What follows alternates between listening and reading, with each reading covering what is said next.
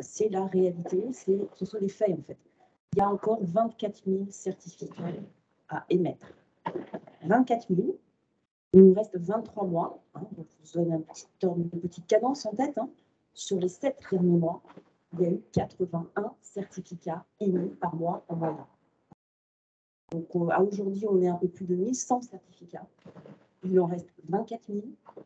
Autant vous dire qu'il est clair qu'aujourd'hui, il faut adresser les faits, regarder la réalité, arrêter d'être dans la théorie et passer à la pratique. Il faut agir si on ne veut pas avoir des pénuries massives. Et il y a une communication très intéressante de l'Académie de chirurgie, de médecine, de pharmacie qui se sont réunis pour alerter sur le risque de pénurie. Donc je pense que, voilà, il faut maintenant passer à l'action et il faut défendre notre industrie et défendre les patients en premier. Cette urgence que vous caractérisez sur le dispositif médical, elle n'est pas simplement liée, j'allais dire, à la problématique du règlement européen. Il y a ça, puis aussi il y a l'accord cadre avec un certain nombre de mesures. Accord cadre qu'on nous avait annoncé il y a déjà 2 ans comme étant possiblement signé en décembre 2019 si mes souvenirs sont bons. Pour le moment, on n'a rien vu. C'est-à-dire qu'on voit avancer peut-être des négociations, mais on en est où par rapport à tout ça? Alors, l'accord cadre a progressé. Effectivement, il met du temps parce qu'il faut faire reconnaître les spécificités de notre industrie et ce n'est pas simple. En revanche, il a progressé. On a encore une réunion ce vendredi avec le CEPS. Donc, il est trop tôt pour, on va dire, formaliser un contenu validé. Il reste des points durs. En revanche, c'est vraiment un acte qui a été vraiment fait dans la co-construction. Et il y a, à ce jour, vraiment des avancées. Il n'y a pas que des avancées, hein, il y a des points durs. En revanche, on peut quand même se féliciter de la co-construction, même si ça a mis beaucoup de temps, effectivement. Et donc, on espère une issue proche. Mais ça n'est pas encore fait et on a encore une réunion vendredi. Donc, je pense que ça peut faire l'objet d'un prochain Café Nil, si tout va bien, pas dans 2 ans. Eh bien, écoutez, il n'y a pas de problème. Dès que l'accord cadre est signé, on reprend rendez-vous et on refait un Café Nil. Alors, je verrai peut-être d'autres personnes beaucoup plus expertes que moi pour en parler, mais je suis sûre qu'il y aura matière. Mais ça fait partie des choses qui sont importantes parce que ça permet de structurer l'action des entreprises. Quels sont les points d'avancée que vous avez remarqués en particulier sur lesquels vous trouvez vraiment des améliorations qui vont dans le sens des travaux du CSIS, par exemple, des choses comme ça? Alors, je dirais qu'à ce jour, il y a probablement 2 domaines sur lesquels on peut se dire qu'il y a une avancée, c'est la régulation par l'ASA. Alors, il y a aussi, je dirais d'une manière générale, je ne rentrerai pas encore dans le détail, mais là, il y a eu des progrès et une prise en compte. Il y a vraiment toute une réflexion qu'on mène sur le besoin d'équité. Et aujourd'hui, voilà, encore quelques zones un peu vagues entre la ligne générique et les noms de marque. Il faut vraiment voir que le DM est une industrie où le cycle de vie des produits est court. On a beaucoup d'innovations incrémentales. Et cette prise en compte et cette spécificité est parfois difficile à mesurer et à comprendre. Et c'est là où il y a vraiment tout un axe de réflexion pour que cet accord cadre permette justement d'encadrer l'accès au marché de ces produits en prenant en compte de cette spécificité. Il y a vraiment toute une réflexion autour de l'ASA, et particulièrement 5 et 4. Je pense qu'on pourra se féliciter, j'espère, d'avoir des avancées dans ce domaine. Il y a un autre point aujourd'hui fondamental qui est sur lequel je pense qu'on est tous d'accord, c'est sur la reconnaissance de l'investissement en Europe et particulièrement en France, avec un sujet qui est, je dirais, un point qui est déjà quasi acté ou voire acté, même si le document n'est pas encore, la phase n'est pas terminée. En tout cas, sur ce sujet-là, il y a eu une belle avancée. Quels sont les points maintenant qui sont les points d'amélioration dans la négociation? C'est-à-dire qu'il y a un certain nombre de choses qui vont bien, il y a un certain nombre de choses qu'il va falloir pousser encore et sur lesquelles il va falloir encore travailler. Est-ce que vous pouvez en citer quelques-unes? Heureusement, je vous ai dit que ça pourrait faire l'objet d'un prochain Café Nil, là. Je crois que c'est important parce qu'à l'heure actuelle, il y a beaucoup de gens qui ne savent pas véritablement ce que... Alors en fait, je pense qu'on a encore certains... Il y a des points durs, et notamment sur toute la réflexion du reste à charge et des prix limite de vente. Là aussi, la lettre d'orientation des ministres est comme le cadre de la négociation. Donc, je pense qu'il faut, enfin voilà, quand on est en co-construction, on a un cadre, on a une feuille de route et c'est celle-ci. Les ministres avaient précisé que dans la mesure du possible, il fallait limiter les restes à charge. Mais la nuance est dans les mots. Et donc, il y a bien dans la mesure du possible. Et donc, nous, SNITEM, considérons qu'il y a des cas où c'est possible et il y a des cas où ça n'est pas possible. Et bien sûr, collectivement, on peut tous être pour l'absence de reste à charge.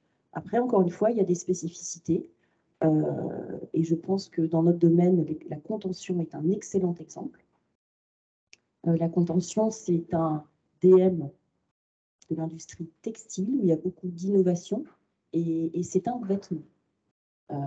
Pour adhérer à sa thérapie, pour adhérer à son traitement, pour avoir une observance, comme on le verrait chez moi, il faut que le produit satisfasse le goût, l'esthétique, puisse être personnalisé.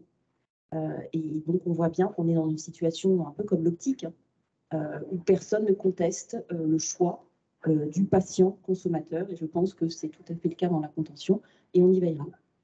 Alors, cette notion de reste à charge, pour descendre d'un cran sur le plan technique, c'est en fin de compte le fait de dire que si le besoin médical est satisfait par une gamme de produits qui est prise en charge à 100%, sur lequel il n'y a pas de reste à charge, c'est la possibilité de donner aux industriels de développer d'autres gammes, puisque le besoin médical est satisfait, qui leur permettent justement de continuer à innover dans la fabrication des produits, de pouvoir s'adapter également au prix des matières premières, parce que les matières premières à l'actuel, pas simplement d'ailleurs pour la contention, mais pour l'intégralité du DM, sont quelque chose qui est extrêmement important, à la différence du médicament, et pour faire en sorte qu'on puisse continuer aussi à faire d'une certaine manière barrage aux produits qui seront des produits de moins bonne qualité, qui rempliront peut-être les qualités du 100% de prise en charge, mais qui viendront de la production de Chine ou d'autres choses, sur lesquelles on va baisser en qualité pour les patients.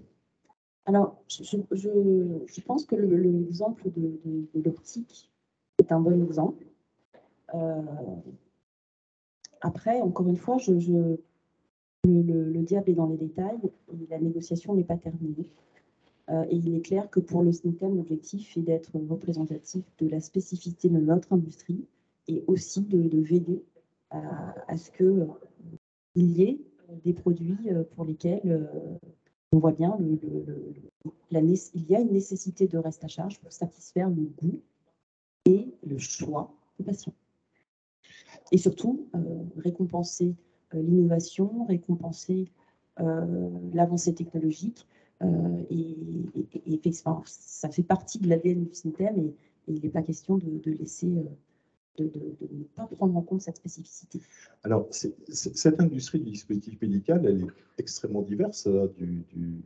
Je me souviens des paroles d'André Tanti quand il était vice-président du comité économique et qui nous décrivait un jour le premier accord cadre.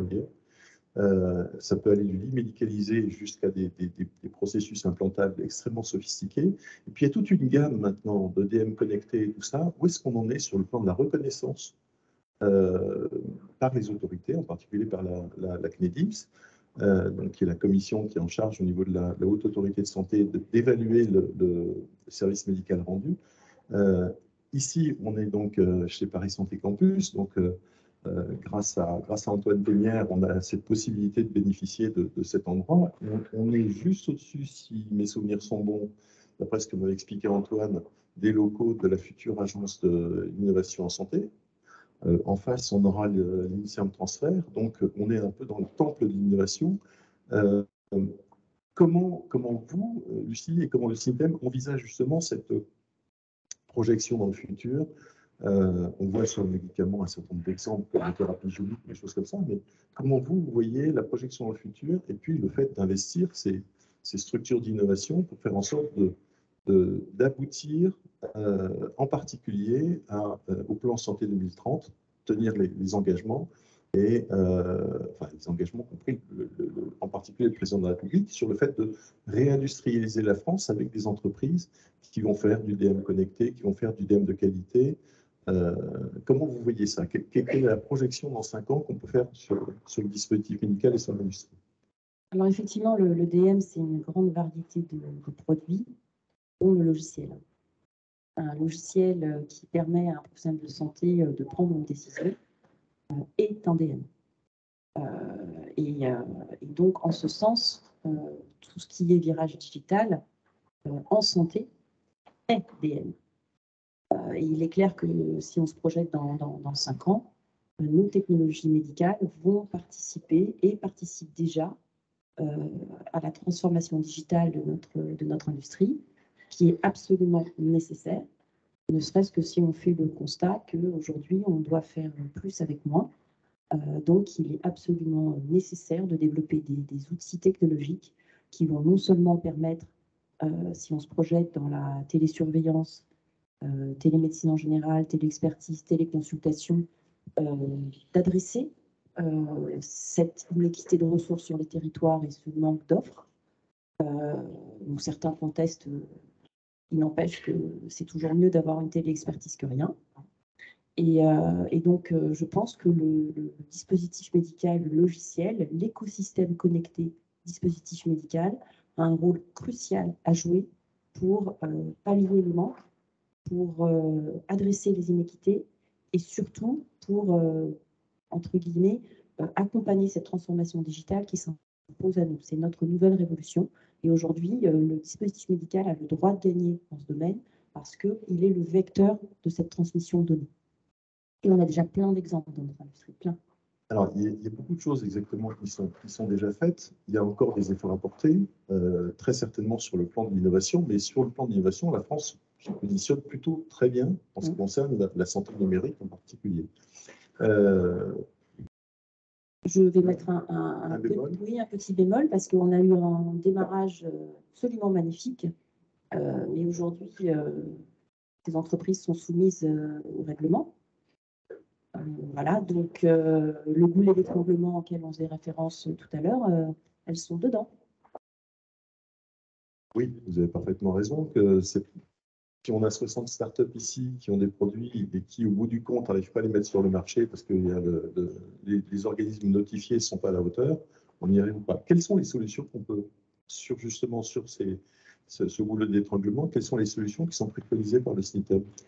Alors, déjà, si on regarde les faits, il n'y a pas assez de capacité, il n'y a pas assez d'optimisation des ressources et de simplification du traitement de ces dossiers. Donc, la conséquence de ces 2 points, c'est qu'il faut plus de temps. C'est pas plus... En fait, c'est...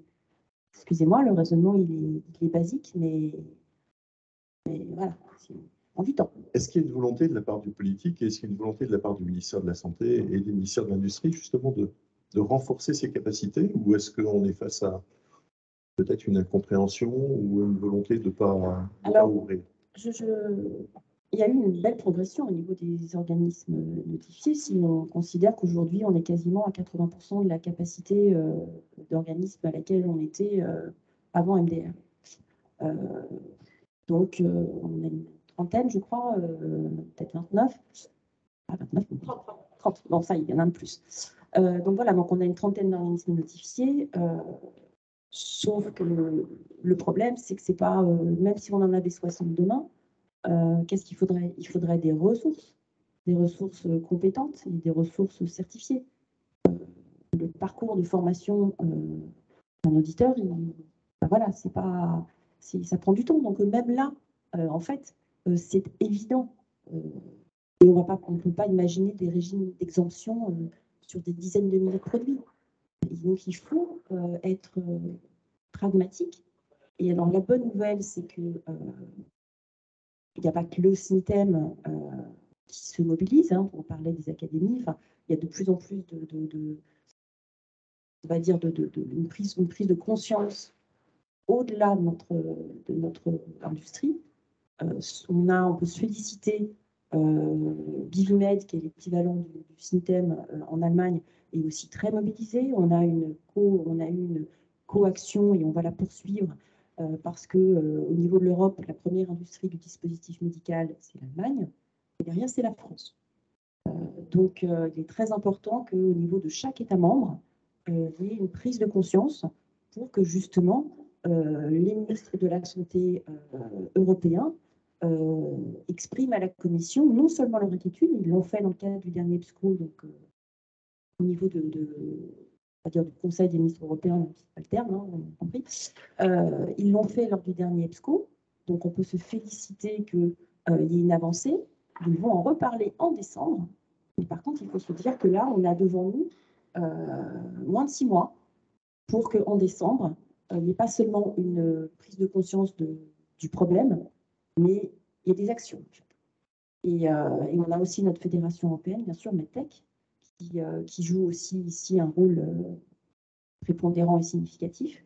Et ça doit être un travail d'équipe avec des actions concertées au niveau des États membres et portées par la fédération au niveau européen. Et voilà, on a 5 mois devant nous pour que ce ne soit pas seulement des mots, mais des faits. Il y a aussi une conséquence qui est une conséquence purement économique, c'est qu'on est à l'heure actuelle dans des négociations qui se tendent avec le Comité économique des produits de santé. C'est pas simple. Non. Pour les entreprises, c'est vraiment pas simple.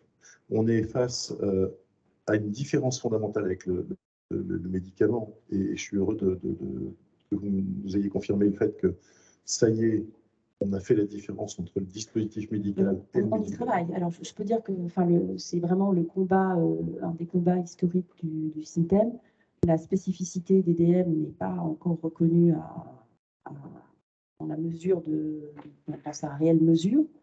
Les progrès sont faits, mais c'est un travail constant, répétitif et qui n'est pas terminé du tout. Hein. Quand on voit la régulation, elle n'est pas encore du tout à laquelle on est soumise. C'est pas compliqué.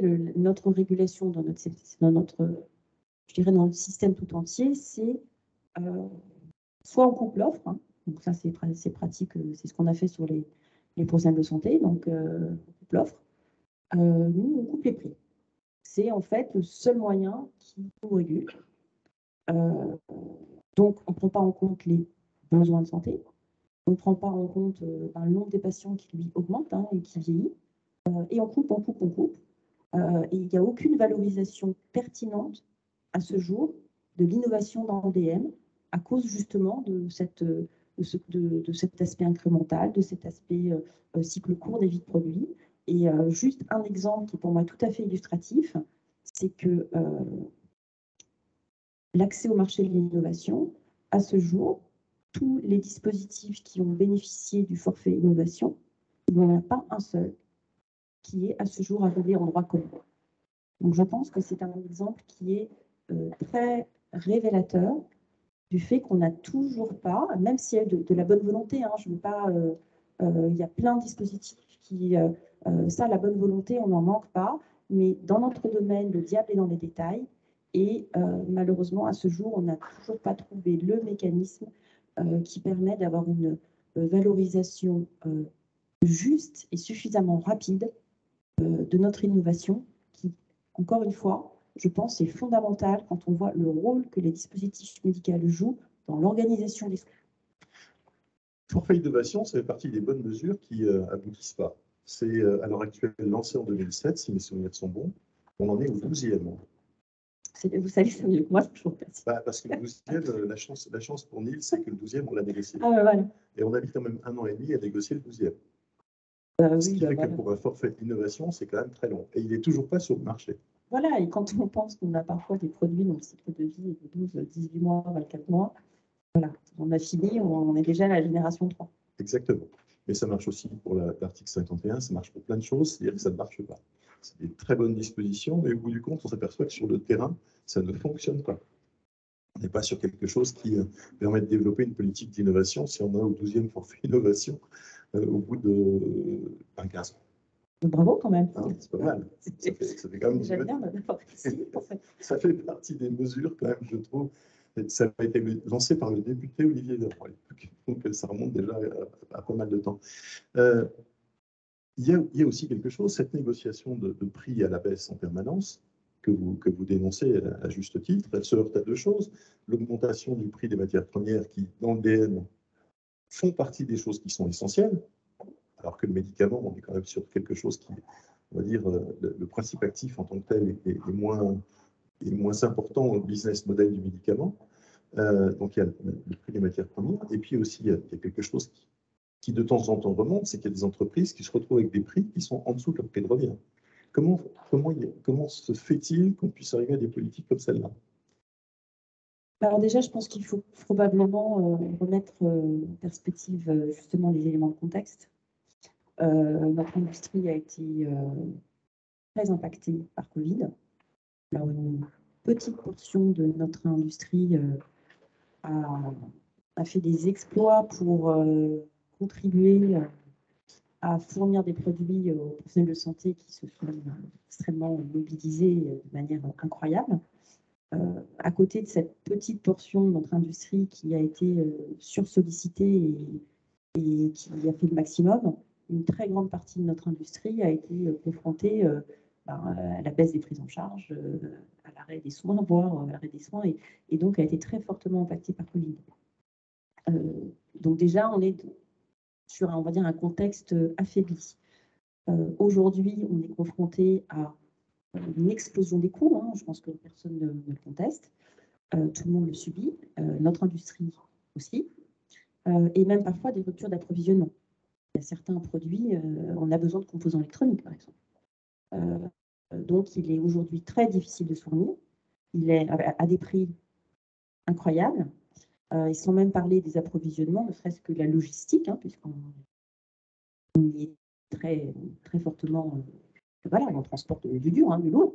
La logistique aussi a explosé. Donc aujourd'hui, on est dans une situation extrêmement tendue, extrêmement compliquée, et on a effectivement face à nous toujours, par exemple, ne serait-ce que sur cette année, le programme du CEPS continue. Hein. Il y a 200 millions à aller chercher cette année, on continue. Et voilà, on a encore annoncé des baisses récemment sur ne serait-ce que l'oxygénothérapie pour connaître un petit peu ce sujet. Et en fait, c'est encore une fois, c'est juste, je ne trouve pas de mots en fait. On voit que partout en Europe, sur les pays que je connais, on a au moins obtenu un moratoire.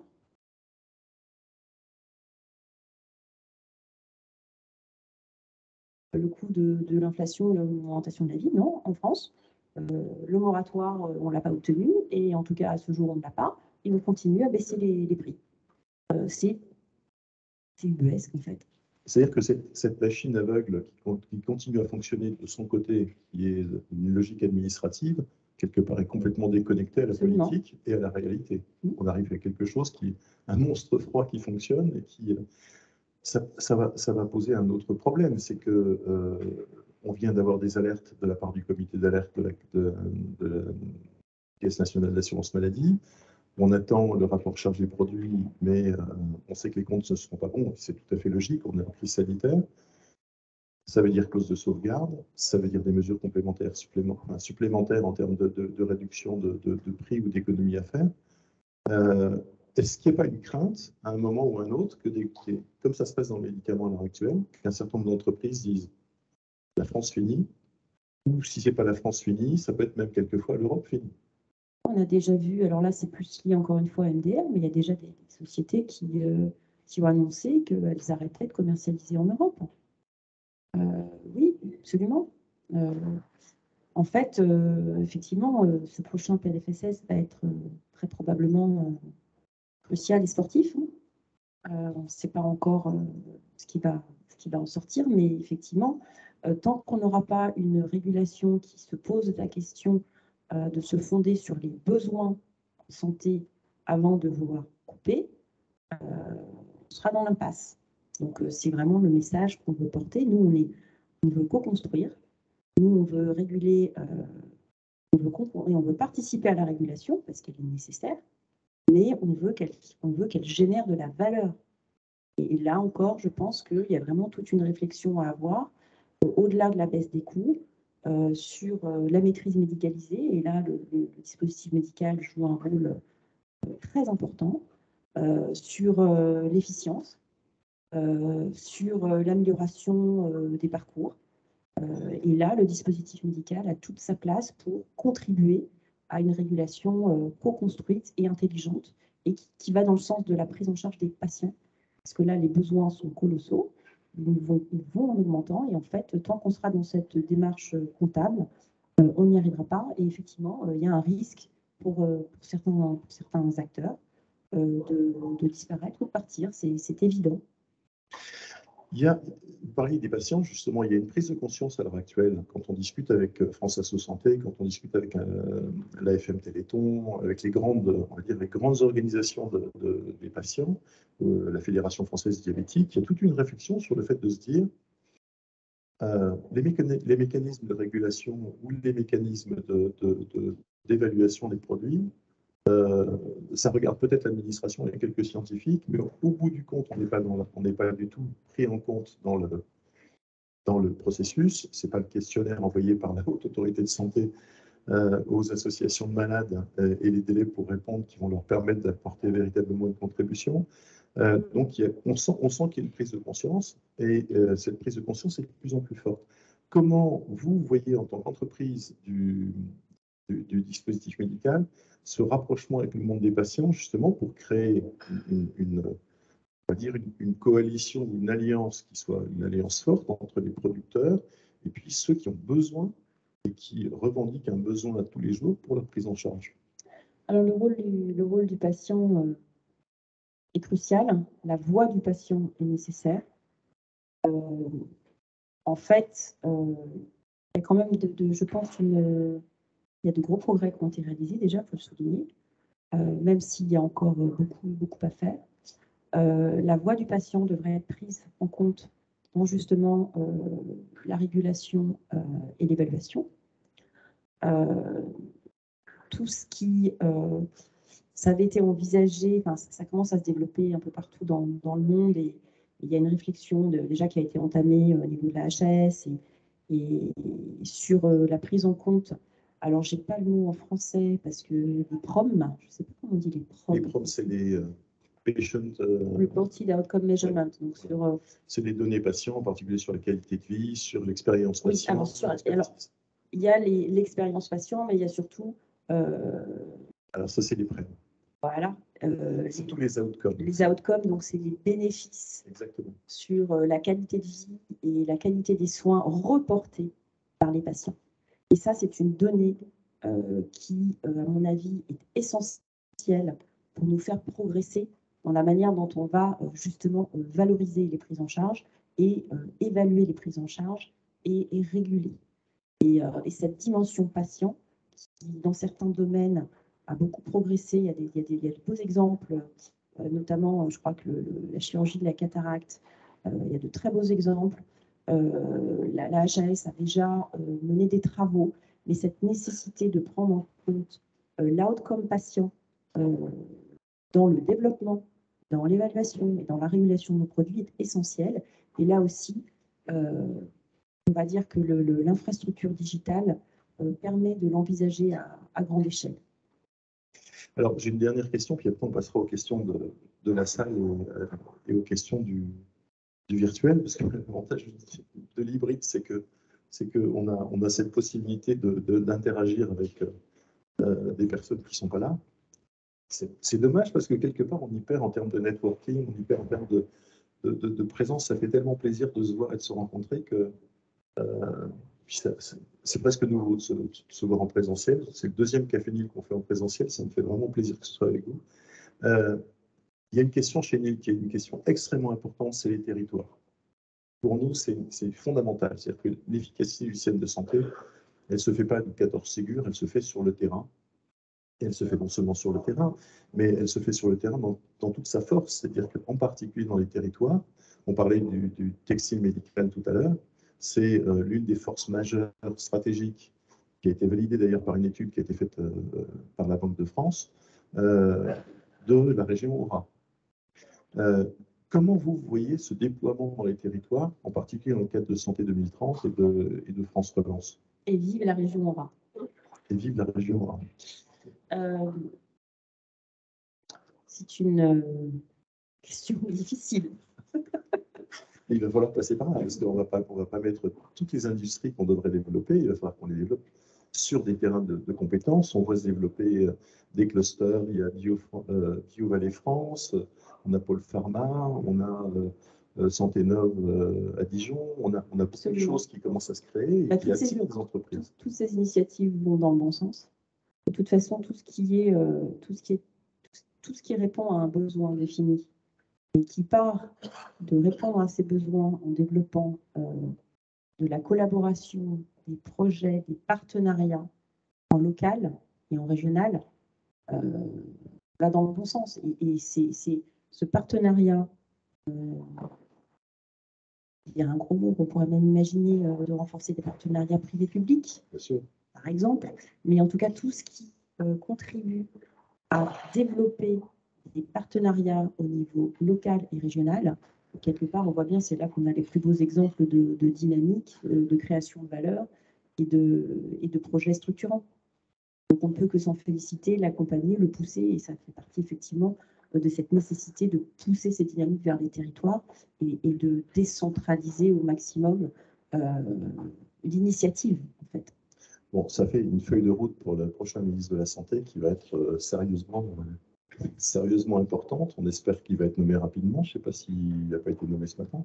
Non, pas encore. Donc, on va attendre impatiemment. Vous avez un pronostic sur le... On espère qu'il viendra des territoires, en tout cas. On va passer maintenant aux questions. Qui veut poser les premières questions? Germain, tu peux nous mettre aussi les questions virtuelles. Est-ce qu'il y a une question dans la salle? André.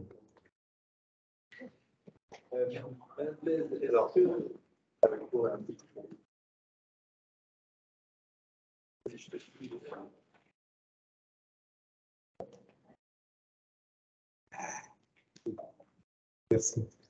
Madame Blaise, est-ce que dans les statistiques et dans les analyses que fait le SNICLEM, la marge des entreprises est supérieure à 25%?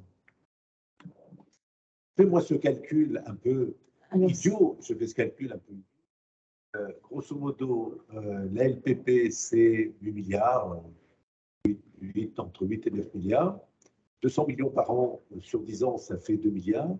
Ça fait 25%. Est-ce qu'il y a 25% de marge pour répondre à la régulation telle qu'elle a été conçue, qui est complètement différente parce que le système de fonctionnement du médicament est complètement différent parce que, comme vous l'avez expliqué, on est avec des cycles courts incrémentaux, ce qui veut dire que le cycle court incrémental ne permet pas ce que permet le médicament, puisqu'en fait, sur le médicament, la nouvelle molécule qui se retrouve 20% au-dessus de ce qui est arrivé la précédente, on baisse le chiffre en 3 ans et on affiche 1 milliard là-dessus, mais en fait, c'est du fictif. Alors que dans le dispositif médical, on prend dans la substantifique, sur les marges des entreprises. Et en plus, comme le disait très justement Olivier Mariotte tout à l'heure, la part produit, enfin la fabrication dans le produit, dans le médicament, on paye beaucoup plus de recherche qu'on ne paye de produits. Alors, donc, on a des marges et en plus, comme je le disais, on a un système qui permet de remonter et de redescendre. Est-ce que ceci est à peu près compris par les autorités aujourd'hui? Et est-ce que la démonstration que je viens de faire, qui consiste à dire 200 millions sur 10 ans, ça fait 2 milliards, est-ce que le secteur a la capacité de donner 25% de marge qu'il n'a pas? Voilà. Si on se souvient bien du dernier panorama, le DM en France, en chiffre d'affaires, c'est 31 milliards d'euros. Pour mettre en balance avec les 2 milliards que vous avez justement calculés. Non, la démonstration que vous venez de faire, c'est le travail qu'on doit mener parce que justement, l'exemple que vous avez donné sur l'accès à l'innovation du médicament, les économies d'échelle et la durée de vie de ces innovations permet justement de compenser cette régulation comptable qui nous est appliquée de la même manière, alors que nous n'avons pas cet accès à l'innovation. En tout cas, notre accès à l'innovation est aujourd'hui lent bloqué et pas valorisé à sa juste valeur. Donc, nous n'avons pas cet effet balancier. Effectivement, notre industrie, l'expression étalos n'est pas jolie, il n'empêche qu'il y a des secteurs qui sont aujourd'hui très fortement menacés. Moi, l'exemple que je connais le mieux et que je trouve le plus symbolique de cette situation et de cette impasse, c'est dans l'oxygénothérapie, la situation des concentrateurs. Où là, je pense qu'on est arrivé à la fin du modèle et que produit qui est extrêmement, on va dire, essentiel et nécessaire, aujourd'hui, on ne peut plus financer l'innovation parce que, de toute façon, il n'y a plus de valeur. Et on ne génère plus de valeur. Donc oui, effectivement, la démonstration que vous venez de faire, c'est les messages qu'on doit pousser et porter, et c'est notre rôle. Il faudrait un jour qu'on s'intéresse quand même à la situation schizophrénique sur le plan philosophique de la France, quoi.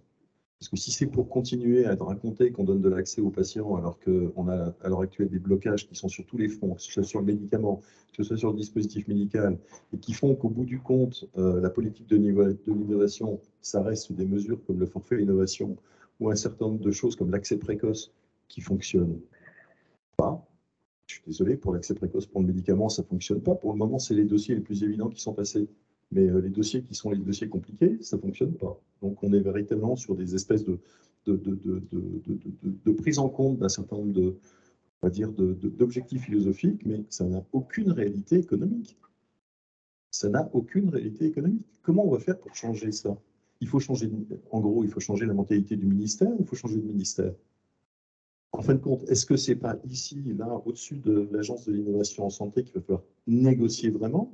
Parce que si on continue avec le 14 du CAN, après je vais arriver à l'âge de la retraite, donc je peux commencer à ouvrir un peu, à dire un peu ce que je pense, mais si on continue comme ça va planter partout. C'est-à-dire que vous l'avez dit pour le règlement européen, vous l'avez dit pour l'innovation, on n'a pas un chantier qui fonctionne. En fait, on est étouffé par nos silos. Et il y a énormément, je pense que on va dire que tous les départements, tous les secteurs, chacun dans leur périmètre, ils sont pleins de bonne volonté, mais en fait, comme on ne franchit pas les silos et qu'on n'a pas une approche construite en collaboration, au final, on n'avance pas. Et après, bon, il y a ce qui ne va pas, mais je pense qu'il faut aussi quand même aussi mettre en valeur ce qui va pas encore tout à fait bien, parce qu'on continue à se plaindre, mais en fait, il y a des choses qui vont dans le bon sens. Et notamment, on l'évoquait tout à l'heure, mais la télésurveillance médicale qui voilà, doit se mettre en œuvre, et on a besoin de travailler justement sur l'aménagement pour cette mise en œuvre, mais ça va dans le bon sens. Donc j'espère que cette transformation digitale qui s'impose à nous va être un dossier socle où on va pouvoir justement contribuer et avancer pour répondre à des problématiques et des enjeux majeurs en exploitant les bénéfices de cette transformation digitale. Et je pense la télésurveillance médicale est un exemple qu'il faut saluer. Ça n'a pas été simple, c'est pas simple, c'est pas encore tout à fait fait, mais là, voilà, et là, par exemple, l'organisation des soins, la DGOS, a eu un rôle majeur et pivot pour faire pousser ce dispositif qui peut vraiment devenir une colonne vertébrale entre la ville et l'hôpital dans les années à venir. Donc voilà, si on regarde le verre, peut-être pas à moitié plein, mais quand même un peu plein, il y a des sujets sur lesquels on va dans le bon sens. C'est vrai qu'il faut saluer le travail de Laura Letourneau et de Dominique Ponce sur en particulier la santé numérique. Alors il y a aussi bien sûr tout ce qui est drivé par la DNS, où là aussi cette infrastructure nécessaire donne une feuille de route aux industriels qui est absolument essentielle. Et je pense que vraiment là, il y a eu un cap a été franchi et on peut vraiment parler d'accomplissement. Maintenant, il ne faut pas arrêter. Il ne faut pas arrêter. Oui, mais ils ont fait un travail fabuleux et ils ont d'ailleurs mis en place une méthodologie de travail avec les acteurs qui est exceptionnelle, qu'il faut souligner et qui aboutit à quelque chose qui est est tout à fait remarquable, et en particulier au développement de mon espace santé numérique pour les patients. Ah ben, une approche de terrain pragmatique. Exactement. Alors, on va prendre des questions. La première question, c'est Benoît Péricard qui veut la poser. Benoît, tu peux mettre ta caméra?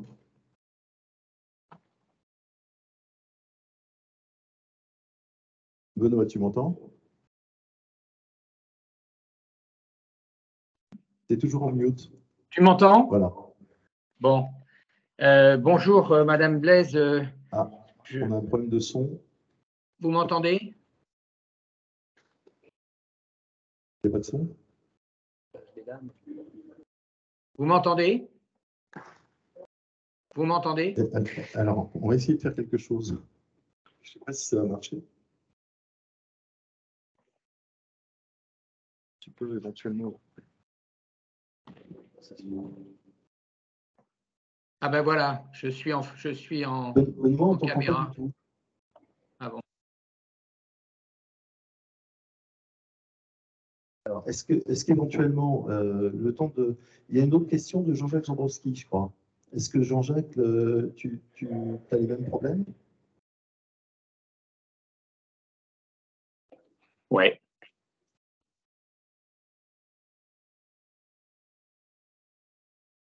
Ou est-ce que Benoît, tu peux poser ta question dans le chat, éventuellement? Et puis, à ce moment-là, je pourrais la reprendre. Alors, vous m'entendez maintenant? On t'entend? Non, moi, on ne t'entend pas. On a un problème, un problème technique. Moi, je vois que j'ai retour du micro, mais je cherche à activer la caméra et c'est seulement vous qui pouvez le faire. Bon, je vais poser la question sans qu'on ait besoin de voir ma tête, elle n'a aucun intérêt.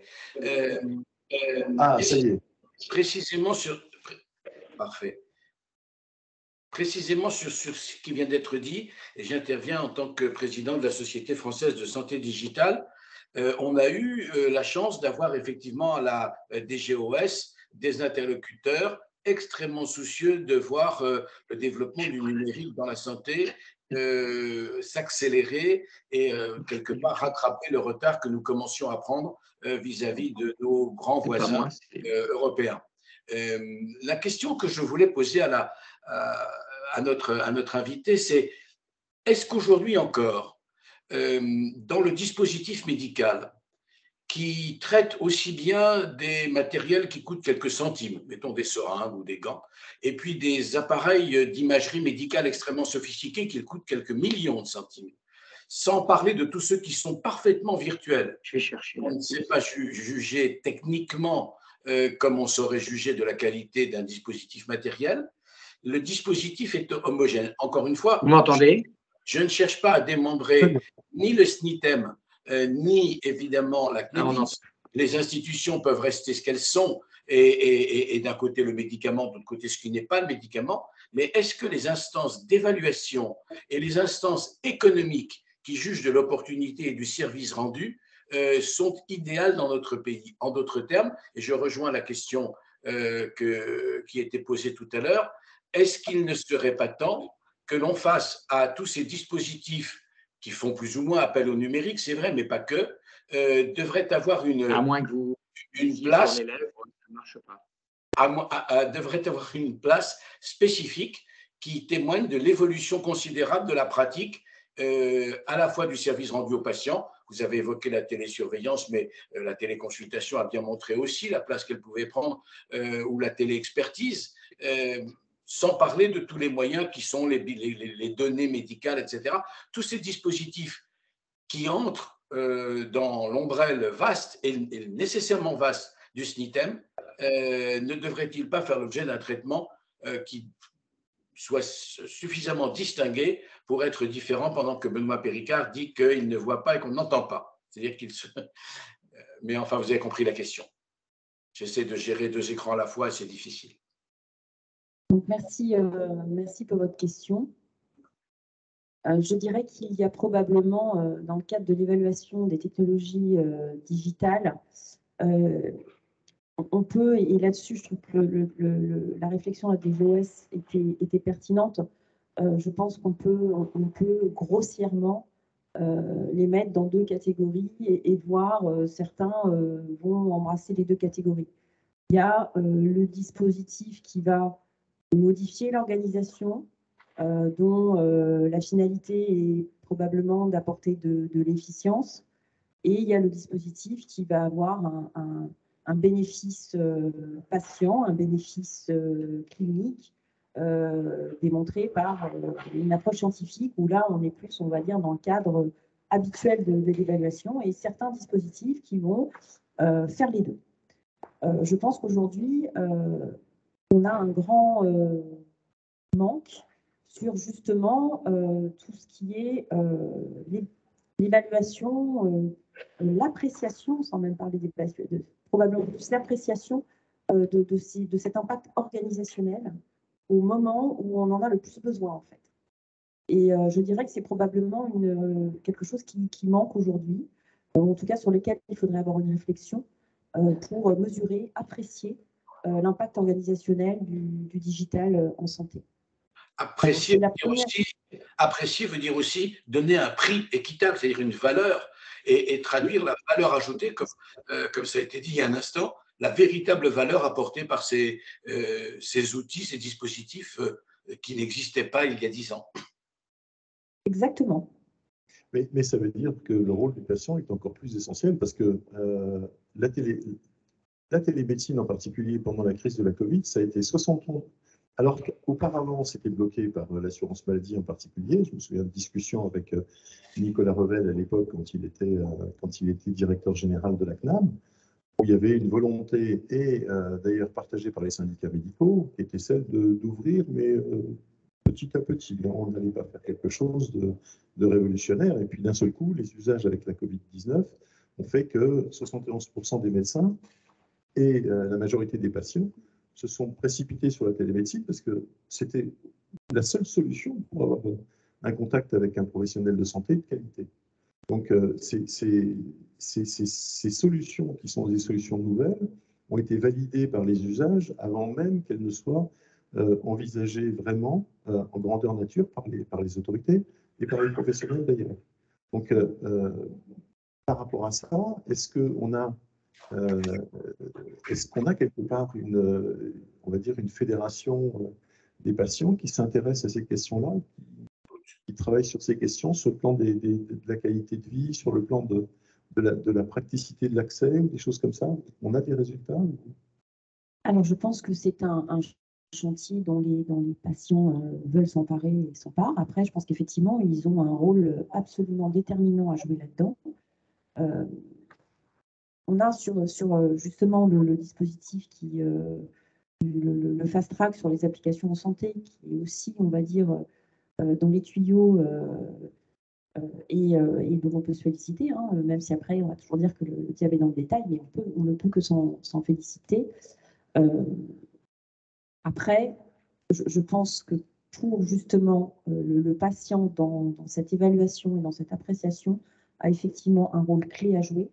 Et c'est là où, pour revenir au sujet des PROM que j'ai évoqué tout à l'heure, cette collecte d'informations par l'application digitale et je pense une data, hein, puisqu'aujourd'hui c'est notre nouveau pétrole, qui est fondamentale pour justement accompagner l'accès au marché de nos solutions digitales, les évaluer, les apprécier dans le temps. Parce qu'après, dans le digital, il y a effectivement bien sûr le service qu'on va apporter, le résultat qu'on va apporter, mais il y a aussi cette nécessité d'usabilité, en fait, de rendre l'outil facilement utilisable et utile, et cette notion d'adhésion dans le temps. Parce que la meilleure app en santé, quelle qu'elle soit, si elle n'est pas simplement utilisable et qu'elle ne génère pas une adoption et une adhérence dans le temps, si 3 ans plus tard, vous avez 10 patients, vous n'avez pas fait le job, même si vous avez le meilleur service rendu de la Terre. Donc, il y a vraiment des composantes dans cette approche digitale sur lesquelles il faudrait avoir une réflexion pour justement, encore une fois, mieux les apprécier et les valoriser. C'est vrai que Gérard Raymond, quand il était président de la Fédération française diabétique, disait des applications dans le diabète, on en a 1200. On sait absolument pas laquelle utiliser parce que on n'a pas d'études justement de l'usage de ces applications pour la vie quotidienne des différentes personnes. Donc, on ne peut même pas faire de préconisation pour utiliser celle-ci plutôt que celle-là, et que l'évaluation est quelque chose de tout à fait important. Et là, justement, l'usage est une donnée essentielle. Parce que 2 ans plus tard, j'ai 50 000 patients, j'en ai 2. C'est exactement ce qui se passe sur la majorité des applications en santé. Bon, je te repasse la parole, tu m'entends? Madame Péricard.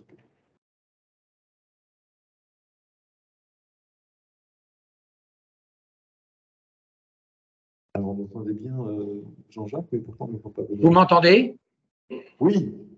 Ah, bon. Désolé de ne pas être en présentiel, hein. Ça aurait été beaucoup mieux, mais effectivement, la prochaine fois, ce sera le cas. Si on refait les cafés Nil en présentiel, c'est parce qu'on en a besoin aussi, nous, de rencontrer les gens. Et donc, tu sais que tu es toujours bienvenu. Mais oui, mais je sais, mais le mercredi, il y a des concurrences familiales.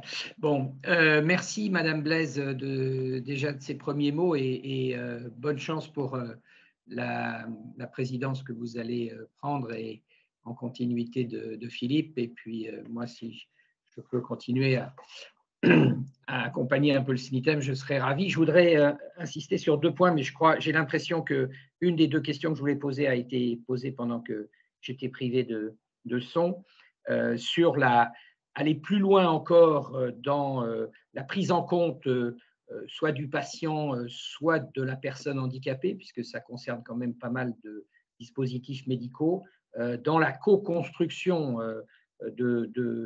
quelquefois de solutions, voire pourquoi pas dans l'accompagnement des industriels vis-à-vis des pouvoirs publics par les personnes concernées elles-mêmes. Ça, c'était mon premier point. Et le deuxième point, je sais que c'est un sujet assez difficile qu'a mis en exergue notre ami Philippe de Normandie à plusieurs reprises. Quid de l'industrie l'ensemble des industries du SNITEM et l'économie circulaire. Est-ce qu'il ne faut pas se montrer exemplaire? Je sais que c'est un sujet difficile, mais est-ce qu'il ne faut pas se montrer exemplaire sur ce sujet? Et plus les industries du SNITEM seront exemplaires, plus elles seront en meilleure posture pour faire valoir leur voix auprès des autorités. Donc, sur le premier point, la voix de l'usager, la voix du patient est particulièrement effectivement pour tout ce qui concerne le handicap. Je ne peux que abonder dans notre sens et dire qu'il faut pousser ça au maximum et que on devrait faciliter cette prise en compte. Je ne vous cache pas que notre environnement fait que pour les industriels du DM, établir entre guillemets un contact avec le patient, ce n'est pas simple. Et je pense que pour ces finalités-là, il faudrait probablement essayer de travailler pour faciliter les choses. La manière dont on peut communiquer avec le patient est extrêmement encadrée et régulée. Et donc, je pense qu'il y aurait probablement ici des pistes d'amélioration pour certaines finalités. Et là-dessus, je trouve que tout ce qui est RGPD, tout ce qui concerne donc les données, avec une réflexion qui est par finalité, est très, très intéressante et pertinente. Et pour notre accès aux patients et nos relations avec les patients, je pense que si on avait une réflexion par finalité, et notamment avec une volonté d'améliorer les usages et l'utilisation de nos dispositifs médicaux, je pense qu'il faudrait accélérer cette réflexion et ça irait dans le sens commun en fait. Donc sur le deuxième sujet, c'est un gros sujet pour lequel je pense une simple réponse est impossible.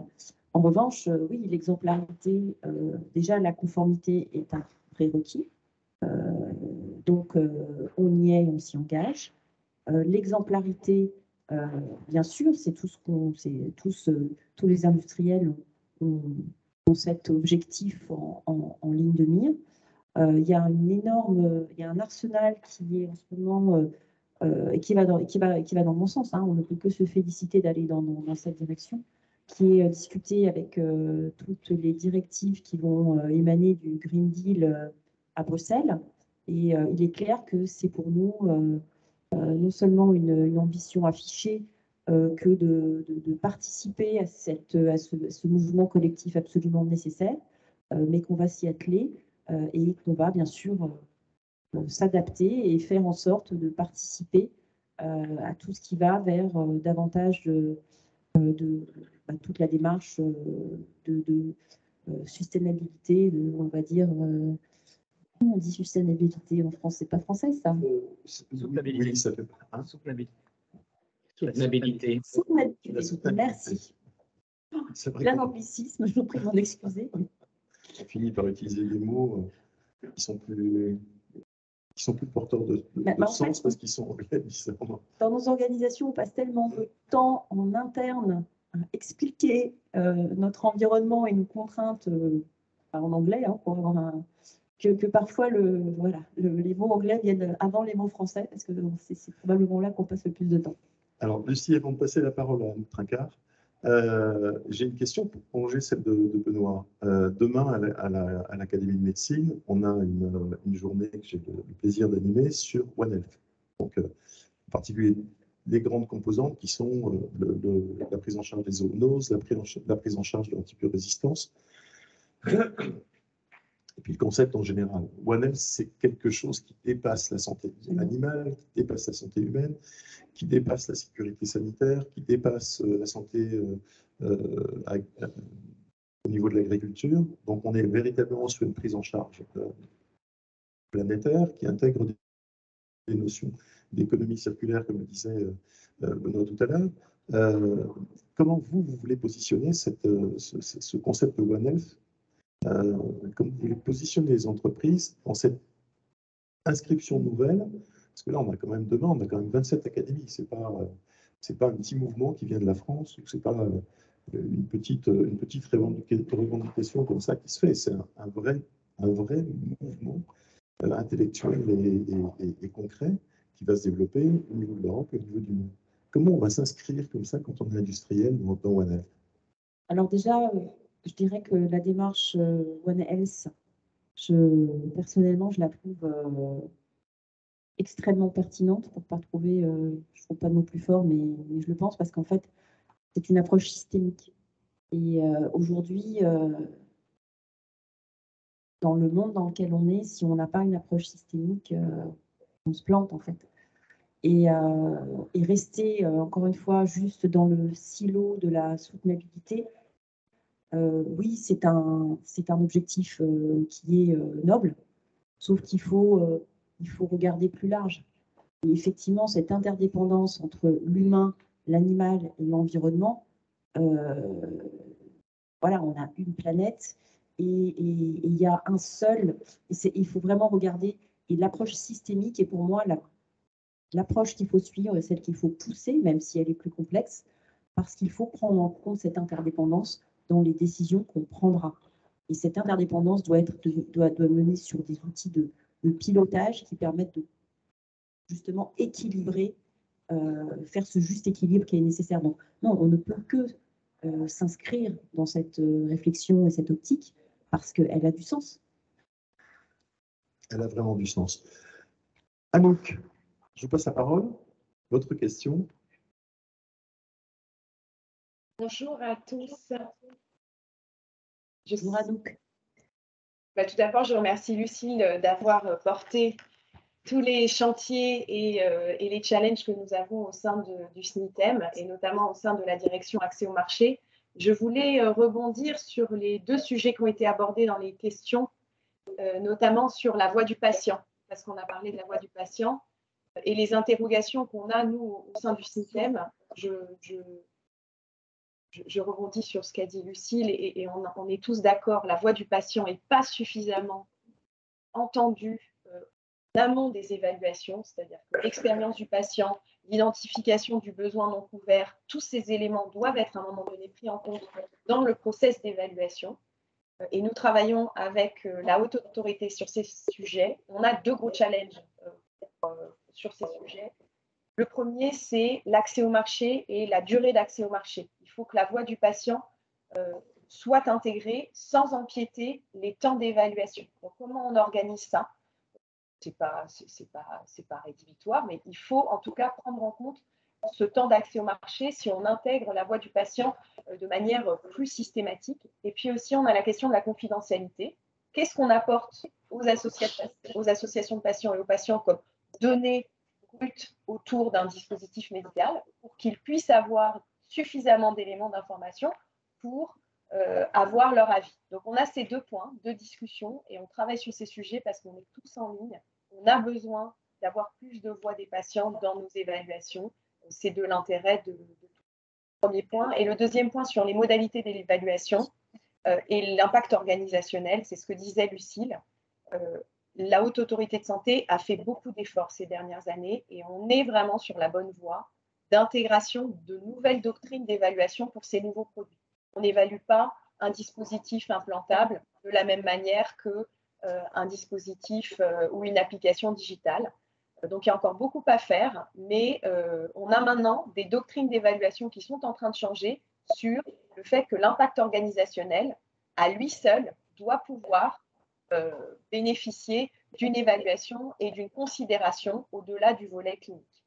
C'était ces deux points que je voulais partager avec vous. C'est vraiment des sujets clés. Il y a encore beaucoup à faire, mais en tout cas, on sent que ça va dans le bon sens sur ces deux points-là. Je te remercie, Anouk, et effectivement, on ne peut que se féliciter que la doctrine progresse. Donc maintenant, en fait, c'est très souvent ce à quoi on est confronté, quels que soient les sujets.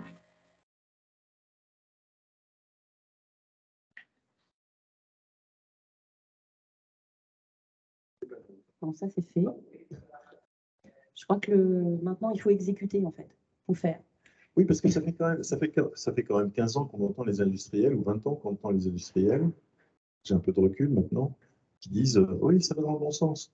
Ça va dans le bon sens. C'est vrai qu'Anouk a raison de le souligner parce que la doctrine a énormément progressé. C'est vrai que sans doctrine, on parlait un peu dans le vide. Donc, je suis d'accord. Mais effectivement, maintenant, il faut y aller, quoi.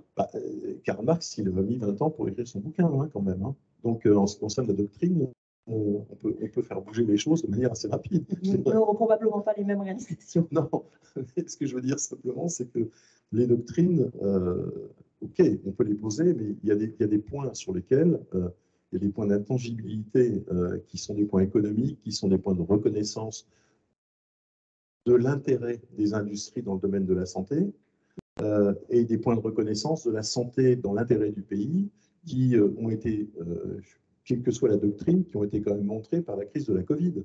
On a arrêté le monde, la planète, tout le système économique à cause d'un phénomène qui est un phénomène sanitaire. C'est pas, même la Deuxième Guerre mondiale n'a pas arrêté le système comme l'a arrêté la crise de la Covid. Donc, on est sur quelque chose qui est impactant au niveau sociétal de manière extrêmement puissante.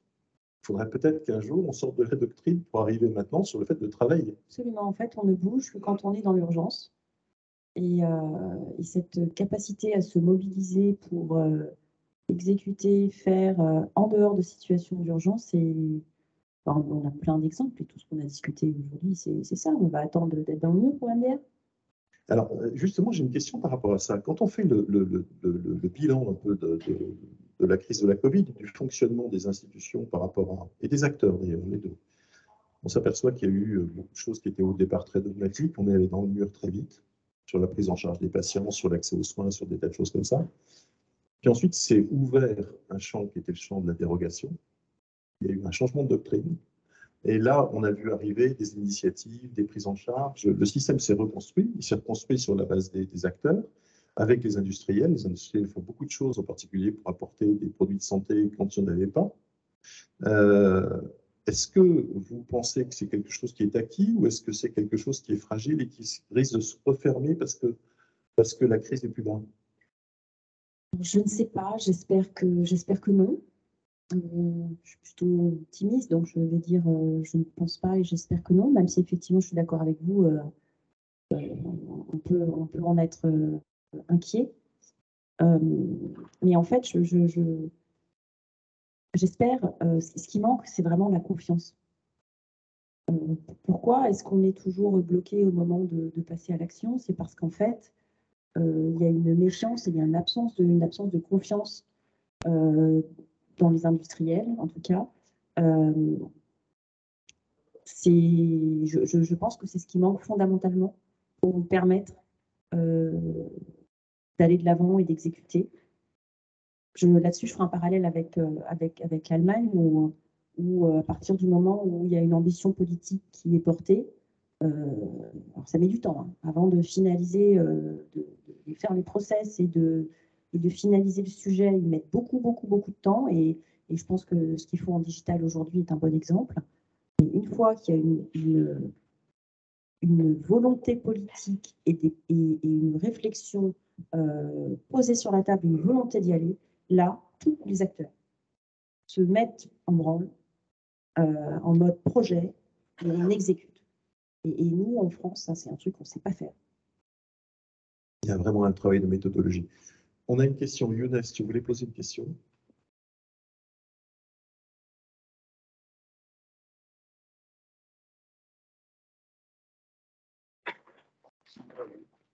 J'avais n'était pas allumé. J'avais une question sur l'impact de la situation géopolitique actuelle sur le secteur. La Banque de France a sorti quelques chiffres, quelques scénarios qui ne sont pas très optimistes sur la croissance économique du pays, qui serait majoritairement impactée par les pénuries de matières premières. Et on envisage même un des scénarios, c'est un scénario de décroissance pour 2023. Ma question, c'est comment vous, du côté du SNITEM, le secteur appréhende ce scénario de décroissance et quel impact ces données-là, cette situation-là, a dans vos discussions, que ce soit avec la HAS, le CEPS, ou à un niveau plus politique, ne serait-ce que sur la négociation des prix. Et ce qui amène à une troisième question. Est-ce que ça pousse, vous de votre côté, à accélérer vos réflexions et vos actions sur les questions de souveraineté européenne en ce qui concerne le secteur du dispositif médical? Alors, si effectivement nous sommes confrontés à une décroissance, notre industrie la subira aussi. Donc on peut au moins se dire que les clauses de sauvegarde ne s'activeront pas. On va essayer de positiver. Bon, c'est pas drôle. En fait, oui, le risque, aujourd'hui, on est confronté à des pénuries d'approvisionnement. Donc, on y est déjà confronté. Il y a plein de secteurs aujourd'hui qui produisent peu ou pas assez. Et donc, c'est une réalité pour nous déjà aujourd'hui dans certains secteurs. Et je crois qu'on est tous déjà au moins impactés par l'explosion des coûts. Et je n'ai pas vérifié, mais je n'ai aucun doute sur le fait qu'on a tous, en ce moment, du mal à produire. Donc, de toute façon, nous serons dans cette dynamique. Et effectivement, à partir du moment où nous y sommes, c'est pour nous un argument de plus auprès des autorités pour dire non, arrêtons de nous focaliser sur la baisse des tarifs. C'est totalement ubuesque. Et effectivement, c'est un cas de figure qui peut se poser à nous. Je l'espère dans une moindre mesure, mais il y a un très gros risque. Je suis tout à fait d'accord avec votre point.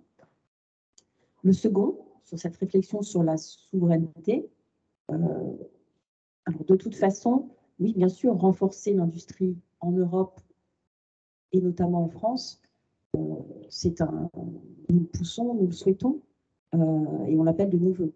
Après, certains composants, certaines matières premières, de toute façon, ne sont pas localisées chez nous et nous aurons toujours besoin d'avoir un monde quand même globalisé, ne serait-ce que pour les approvisionnements de certaines matières dont nous ne disposons pas. Donc oui, tout ce qui va renforcer le tissu industriel va dans le bon sens, générateur de croissance, d'emploi, et on ne peut que le soutenir.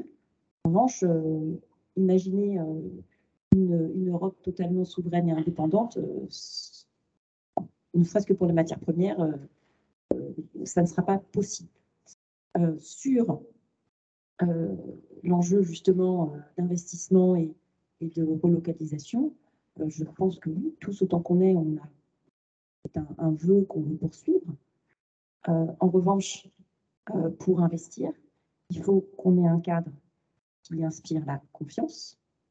Il faut qu'on ait une régulation qui soit lisible. Et il faut qu'on ait une juste valorisation de nos produits, puisqu'on va les produire dans des pays à forte valeur ajoutée. Voilà. Donc après, oui, il y a les oui.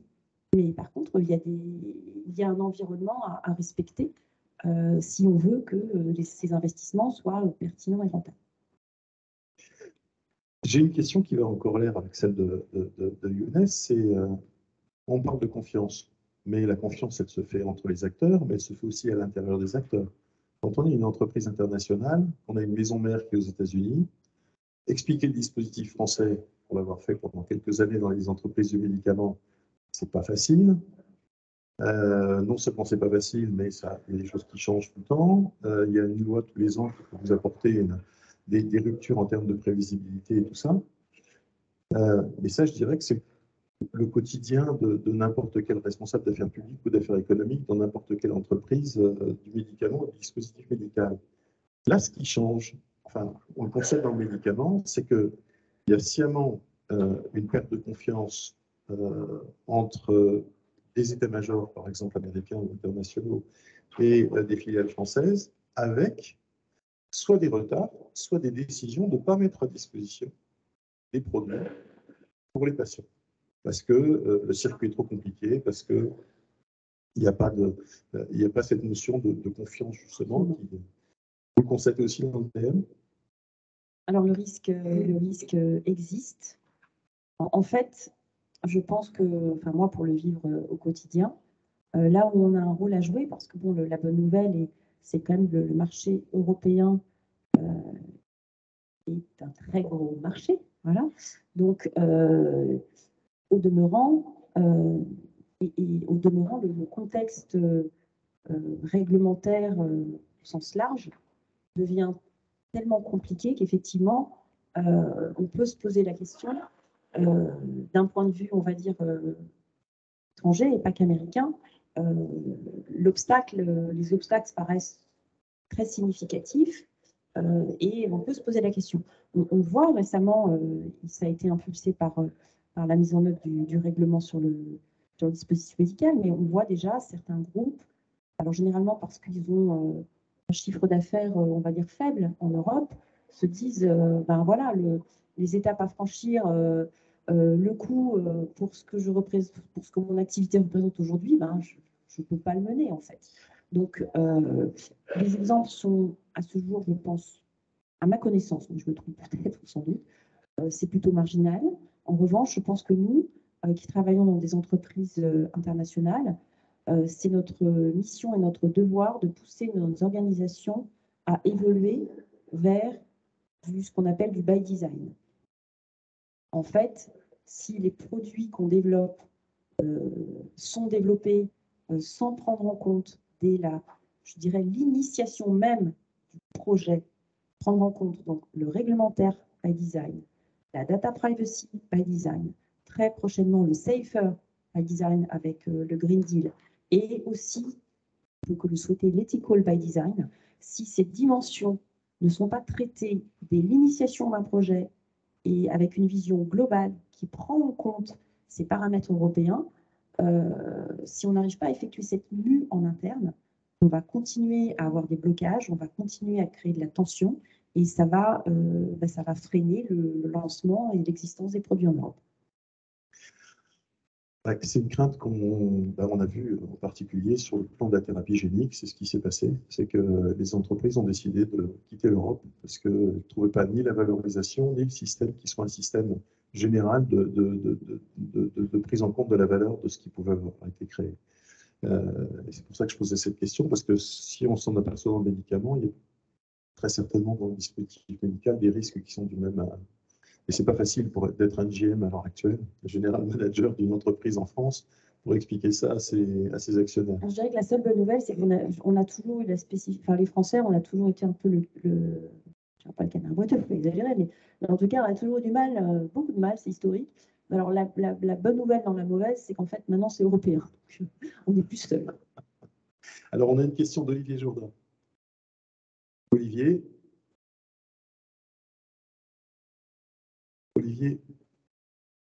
Vous êtes en mute. Pour ça, on ne vous entend pas. Vous pouvez réallumer votre micro.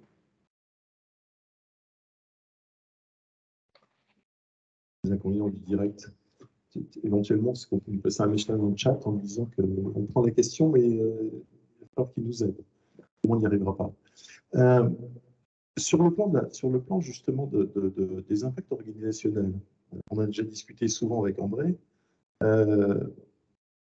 Comment on va faire pour continuer à avoir 19 milliards d'euros qui sont mis à disposition de l'hôpital et pas de prise en compte des impacts organisationnels, par exemple d'une innovation thérapeutique comme l'ETAVI? On est à l'heure actuelle dans une situation où les patients qui sont inopérables, on peut les appareiller avec un TAVI pour faire en sorte qu'on obère le phénomène opératoire et les coûts qui sont liés. Et en fait, on s'aperçoit qu'on a 52 unités de chirurgie cardiaque interventionnelle dont on a, entre guillemets, pas grand-chose à faire, du moins qui ont réduit de manière extrêmement conséquente leur activité du fait justement de cette innovation thérapeutique. TAVI, d'ailleurs, qui était une création française, puisque c'était Alain Cribier qui l'avait créé à Rouen, et qui est devenue une innovation internationale, parce que ça a été repris par d'autres entreprises. Comment on peut faire comprendre aux autorités et à l'hôpital que quand on apporte une innovation, il va falloir changer les organisations aussi de manière beaucoup plus profonde?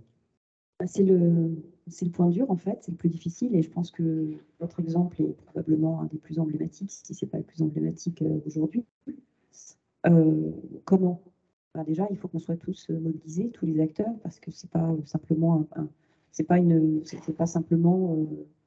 ça doit être un constat porté et poussé par l'environnement dans sa totalité. Je crains, puisqu'on faisait référence tout à l'heure au fait qu'on agit que dans l'urgence, je crains en fait que le manque aujourd'hui et demain en offre de soins va être tel que justement, la situation d'urgence va nous obliger à casser certains dogmes et avoir une réflexion sur la réponse aux besoins et sur l'amélioration de l'organisation. Mais je pense qu'on ne peut que le pousser tous ensemble, c'est notre job. Après, il faut, avant d'adresser les faits, on a des autorités qui mettent du temps à adresser la réalité des faits, et j'espère qu'on va y arriver. Parce que l'Italie, ça remonte quand même à 2007. Hein. Ça fait encore 15 ans. Ah, mais c'est...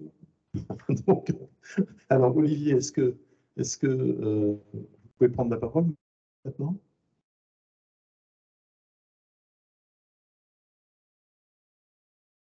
Non, il a écrit la question. Je vais essayer de la lire, parce que je ne la vois pas. Il est en train de le faire. Je ne peux pas activer mon micro pour ouvrir cette possibilité, s'il vous plaît. La question est... Elle est en train d'arriver, je suis désolé.